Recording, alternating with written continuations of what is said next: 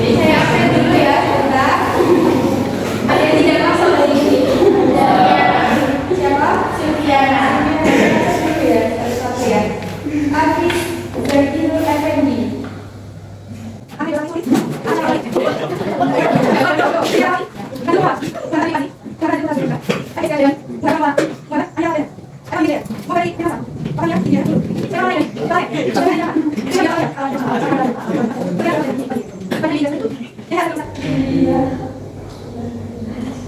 Lydia Nurmadiana Saputri.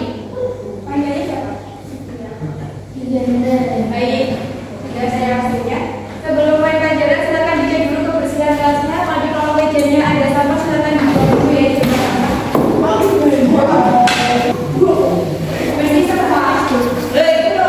Bagus ya, kalau dari semua kita yang jaga kelas ya, ada sampah.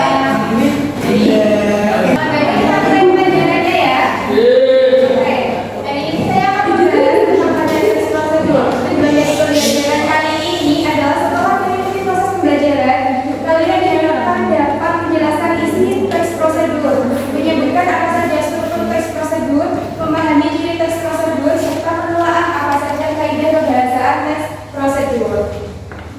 Yang pertama kita bahas teks prosedur. Apa itu teks prosedur?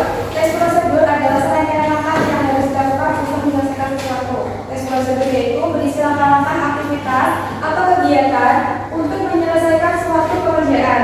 Teks prosedur ini dibutuhkan sebagai panduan bagi seseorang dalam membuat atau menyusun sesuatu. Nah, siapa di sini yang pernah masak mie instan? Semua sudah pernah masak ya? Nah, di belakang bungkusnya mie instan ada cara-cara untuk membuat mie instan, betul? Ya, itu adalah salah satu teks prosedur. Salah satu contoh teks prosedur yang berisi tentang langkah-langkah dalam membuat sesuatu. Oke? Bisa dipahami? Lanjut ya. Tujuan teks prosedur yaitu memberikan petunjuk bagi pembacanya tentang langkah-langkah secara umum dalam melakukan aktivitas atau menyelesaikan sesuatu. Lalu ada struktur teks prosedur.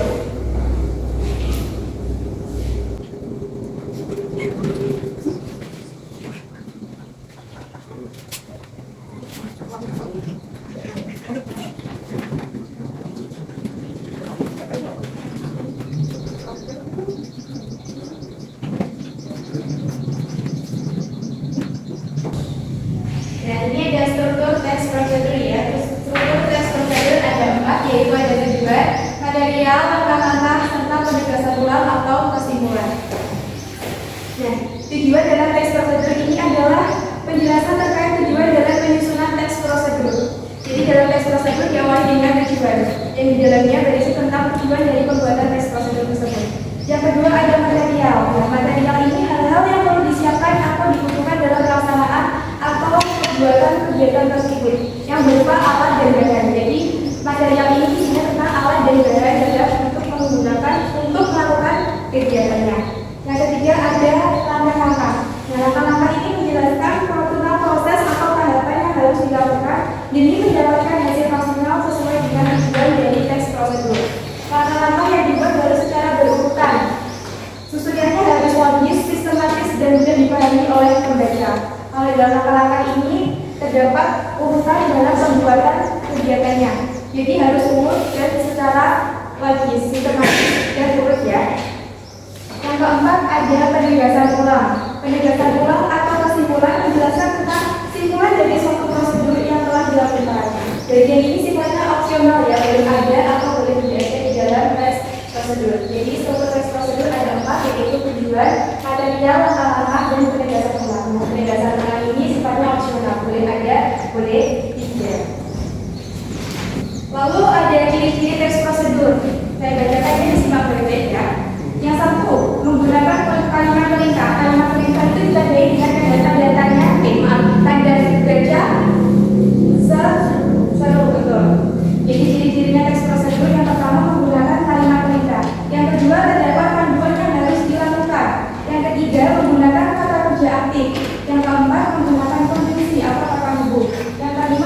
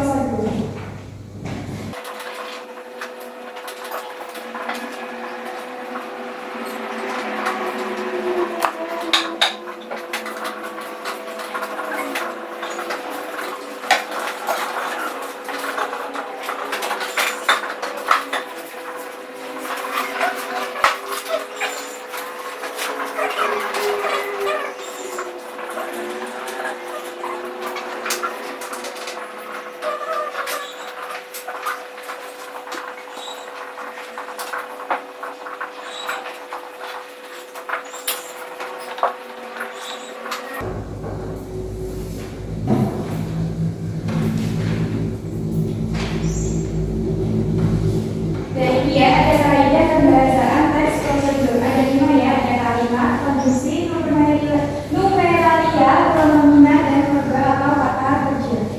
Yang pertama ada kalimat. Sebelum ke kalimat, sebelumnya ada yang tahu apa itu kaidah kebahasaan? Ada yang tahu? Baik. Kaidah kebahasaan teks prosedur. Untuk menyusun sebuah teks prosedur diperlukan kaidah kebahasaan yang tepat agar sesuai dengan fungsinya. Nah, kaidah kebahasaan teks prosedur ada ini ya, ada 5, ada kalimat, kondisi, numeralia, pronomina, verba atau kata kerja. Nah, yang pertama ada kalimat. Kalimat pada teks prosedur digunakan dan dikategorikan ada 3 bagian ya.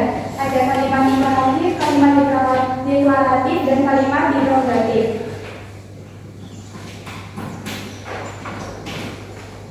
Nah, kalimat imperatif ini adalah kalimat yang mengandung perintah. Nah, kalimat yang mengandung perintah tadi ditandai dengan tanda seru. Yang ada kalimat contohnya, tuangkan sedikit minyak, bukalah penutup kalengnya. Nah, diakhiri dengan tanda seru. Yang kedua ada kalimat deklaratif. Kalimat yang sifatnya memberikan informasi dan sering juga disebut sebagai kalimat pernyataan. Ditandai dengan tanda titik di kalimat akhirnya. Yang ketiga ada kalimat interrogatif, yaitu digunakan untuk mencari informasi dengan memberi pertanyaan ditandai dengan tanda akhir, tanda tanya.